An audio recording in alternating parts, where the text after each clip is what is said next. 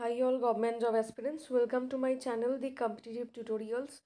তো আজকের ক্লাসটা হচ্ছে 11 নম্বর ক্লাস জিকের, যেটা কিনা আপকামিং যে কোনো পরীক্ষার জন্যই গুরুত্বপূর্ণ। যেরকম SSC group C group D রয়েছে, রেলওয়ের এক্সাম রয়েছে, এসএসসি জিডি এমটিএস এবং পুলিশের যা যা এক্সাম আছে প্রত্যেকটার জন্যই কিন্তু গুরুত্বপূর্ণ।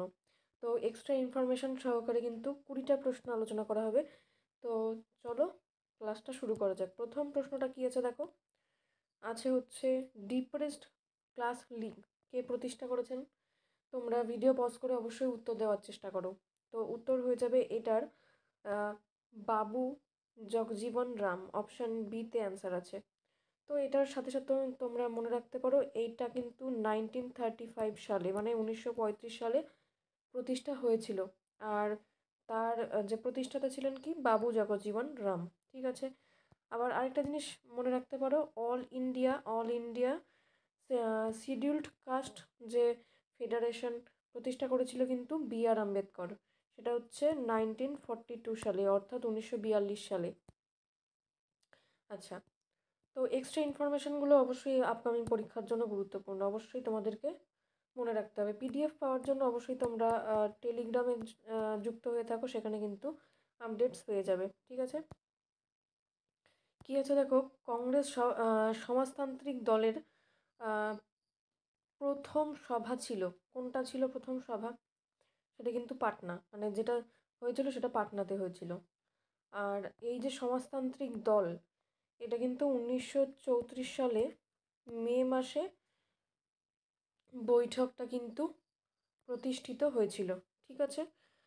আর মাসটা মনে রাখতে পারো যে অক্টোবর যে নভেম্বর মাসে 1934 সালেই বম্বে কংগ্রেস পার্টি এর যে নীতি, এগুলো কিন্তু নীতি ব্যবস্থা এসব স্থির করা হয়েছিল, ঠিক আছে। নেক্সট আরেকটা ইনফরমেশন মনে রাখতে পারো যে জয়প্রকাশ নারায়ণ, তারপর হচ্ছে যোগেন্দ্র শুক্লা, মিনু মাসানি, এরা কিন্তু এই যে 1934 সালেই ভারতীয় জাতীয় কংগ্রেসের সমাজতান্ত্রিক যে দল সেটা কিন্তু গঠন করেছিল। আচ্ছা, নেক্সট প্রশ্ন কি আছে দেখো, মহারাজা রঞ্জিত সিং এর উত্তরসূরি কে ছিল? তো হয়ে যাবে খড়গ সিং, অপশান সিতে অ্যান্সার আছে। এটা কিন্তু 1839 সালে রঞ্জিত সিং এর মৃত্যুর পর কিন্তু সিংহাসনে বসেছিলেন তিনি, ঠিক আছে। আচ্ছা, নেক্সট ইনফরমেশন তোমরা একটা মনে রাখতে পারো যে তিনি কিন্তু নেশায় আসক্ত ছিলেন। এবার 4 নম্বর প্রশ্ন, চোলদের রাজধানী কোথায় ছিল বা চোলাদের রাজধানী কোথায় ছিল? অপশান বি তাঞ্জোর হয়ে যাবে অ্যান্সার। তো চোলাদের হচ্ছে তাঞ্জোরের রাজধানী ছিল তাঞ্জোর। তারপরে হচ্ছে পরবর্তীতে গঙ্গাইকোন্ড চোলপুরম, এটাতেও কিন্তু তাদের রাজধানী ছিল, ঠিক আছে। নেক্সট ইনফরমেশন তোমরা আরেকটা মনে রাখতে পারো যে সঙ্গম যুগে চোলাদের রাজধানী ছিল উরা উরা ইউর, ঠিক আছে, উরা ইউর। এবার 5 নম্বর প্রশ্নে চলে যাচ্ছি। দেখো 5 নম্বর প্রশ্ন কি আছে তোমরা স্ক্রিনে দেখতে পাচ্ছ। কোন দর্শন ত্রিরত্ন গ্রহণ করে? এটা হয়ে যাবে অপশান এ বৌদ্ধ ধর্ম, ঠিক আছে। তো বৌদ্ধ ধর্মের সাথে ত্রিরত্ন এই কথাটা কিন্তু যুক্ত। আর ত্রিরত্ন বলতে কি বোঝায় সেটাও কিন্তু প্রশ্ন আসতে পারে, হয়ে যাবে বুদ্ধি বা বুদ্ধ, তারপরে হচ্ছে ধর্ম, আর হচ্ছে সংঘ, ঠিক আছে, এটা মনে রাখতে হবে। তারপরের কোশ্চেন দেখো কি আছে, স্বাধীন ভারতের প্রথম বননীতি কোন সালে ঘোষিত হয়েছিল? এটা হয়ে যাবে 1952 সালে, অপশান ডিতে অ্যান্সার আছে। তো এটা তোমরা মনে রাখতে পারো যে এই নীতির মধ্য দিয়ে বলা হয়েছে পরিবেশে বা এনভায়রনমেন্টে 33% কিন্তু বনভূমি দ্বারা আবৃত করতে হবে। নেক্সট 7 নম্বর প্রশ্ন কি আছে দেখো, ভারতের কোন রাজ্যে সর্বাধিক বিদ্যুৎ বায়ু উৎপাদন করা হয়? তো এটার অ্যান্সার কি হবে? এটার অ্যান্সার হয়ে যাবে অপশান এ তামিলনাড়ু। প্রত্যেকটা প্রশ্ন কিন্তু মনোযোগ সহকারে শুনে রাখতে হবে, ইনফরমেশনগুলো কিন্তু আপকামিং পরীক্ষার জন্য খুবই গুরুত্বপূর্ণ। চ্যানেল নতুন হয়ে থাকলে অবশ্যই বন্ধুদের সাথে শেয়ার করে দিতে হবে, বেল আইকনটি বাজিয়ে দিতে হবে সাবস্ক্রাইব করার পর, ঠিক আছে? আর ভিডিওটি ভালো লাগলে অবশ্যই লাইক করতে হবে। এটা যদি এই পিডিএফটা পেতে চাও তাহলে কিন্তু ভিডিওটাতে 50+ লাইক আমি আশা করছি। তো নেক্সট, এই যে এটার যে ইনফরমেশনটা তোমরা মনে রাখতে পারো সেটা হচ্ছে এটা হচ্ছে ভারতের বৃহত্তম উপকূলীয় বায়ু বিদ্যুৎ প্রকল্প, ঠিক আছে? নেক্সট দেখো 8 নম্বর প্রশ্ন কি আছে, কেন্দ্রীয় খাদ্য শক্তির যে গবেষণা ইনস্টিটিউট সেটা কোথায় অবস্থিত? সেটা হয়ে যাবে অপশান সি, মহীশূরে অবস্থিত। আর কত সালে হয়েছিল? সেটা হচ্ছে 1950 সালে আর 21শে অক্টোবর, ঠিক আছে? ও সিটি অক্টোবরে কিন্তু মহীশূরে প্রতিষ্ঠিত হয়েছিল, ঠিক আছে? নেক্সট 9 নম্বর প্রশ্ন কি আছে দেখো, ভবানী, হেমাবতী এবং কাবিনী নদীগুলি কোন নদীর উপনদী? তো এটা কি হয়ে যাবে উত্তর হয়ে যাবে কিন্তু কাবেরী, অপশান সিতে অ্যান্সার আছে। তো ইনফরমেশন হিসেবে মনে রাখতে পারো, কাবেরী নদী পশ্চিম ঘাটের যে তাল কাবেরী নামক স্থানে কিন্তু তার উৎপত্তি হয়েছিল।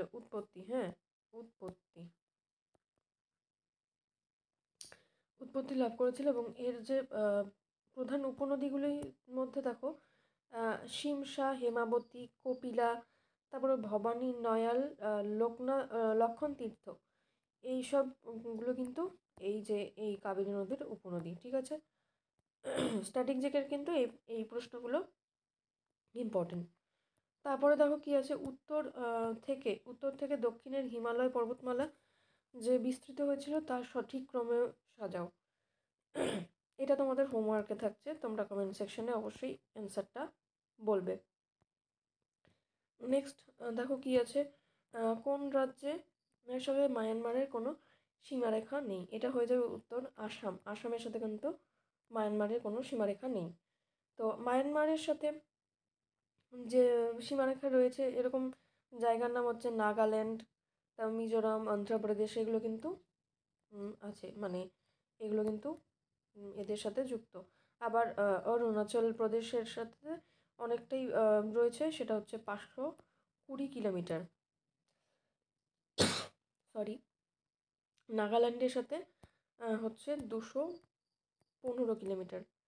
আর মিজোরামের ক্ষেত্রে 510 কিলোমিটার। আরেকটা জায়গা আছে সেটা হচ্ছে মণিপুরের সাথে কিন্তু 398 কিলোমিটার জায়গা জুড়ে রয়েছে, ঠিক আছে? আসামের সাথেই একমাত্র নেই, ঠিক আছে? মনে থাকবে কি কি জায়গা তাহলে তোমরা পড়লে, নাগাল্যান্ড, মিজোরাম, তারপর হচ্ছে অরুণাচল প্রদেশ এপি, আর মণিপুর এম, ঠিক আছে? এই 4টা জায়গার সাথে কিন্তু সীমারেখা রয়েছে মায়ানমারের। নেক্সট প্রশ্ন চলে যাচ্ছি, দেখো পশ্চিম মধ্য রেলের হেডকোয়ার্টার কোথায় অবস্থিত? এটা হয়ে যাবে জব্বলপুর, অপশান এতে আনসার আছে জব্বলপুর, ঠিক আছে? নেক্সট যে প্রশ্ন সেটা হচ্ছে বিশ্বের দ্বিতীয় এবং ভারতের প্রথম টেস্ট টিউব বেবি দুর্গা স্রষ্টাকে, তিনি হলেন সুভাষ মুখোপাধ্যায়। তো সুভাষ মুখোপাধ্যায় তিনি কিন্তু এই চরিত্রের স্রষ্টা, এবং কানুপ্রিয়া আগরওয়াল ওরফে দুর্গা কিন্তু তার নাম, ঠিক আছে?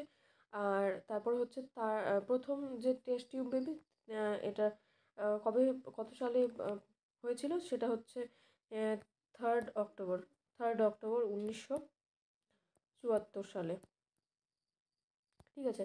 নেক্সট 14 নম্বর প্রশ্ন, স্বাধীন ভারতের কোন সালে অলিম্পিকের স্বর্ণপদক জিতেছিল?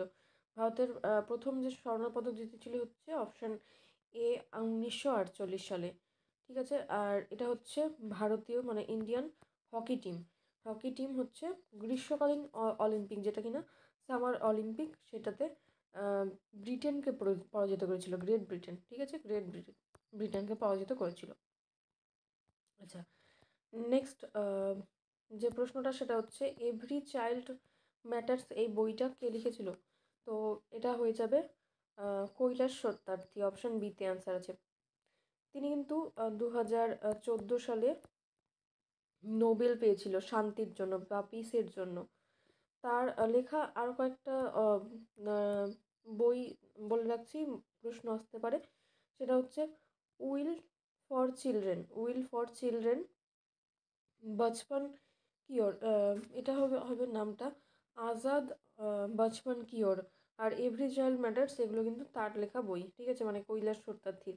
আর সে কিন্তু কি বললাম, পিসের জন্য বা শান্তির জন্য নোবেল প্রাইজ পেয়েছিল, ঠিক আছে।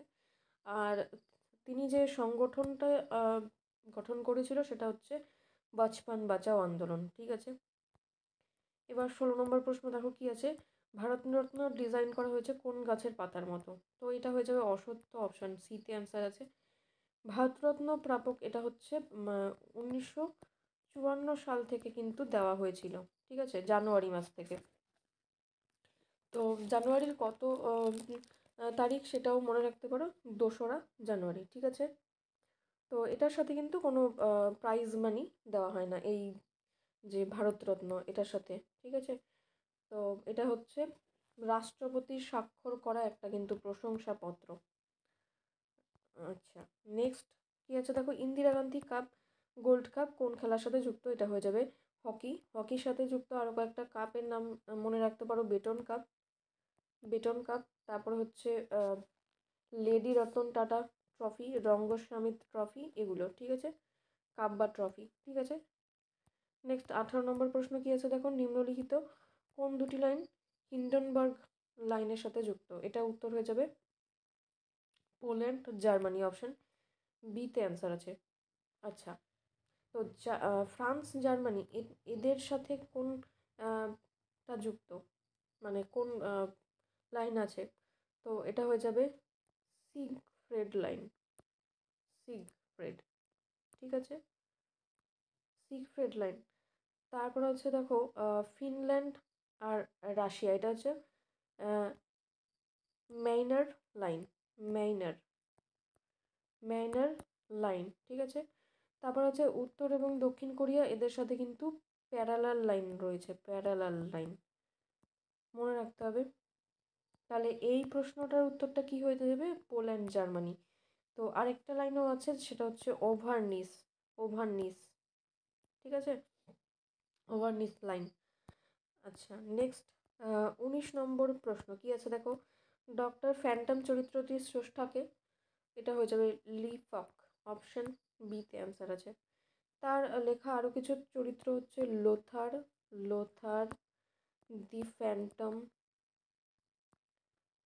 তারপর হচ্ছে ফ্যান্টম ম্যান অরণ্যদেব, তারপর হচ্ছে আহ, ম্যান্ড্রেক দ্য ম্যাজিশিয়ান, ঠিক আছে।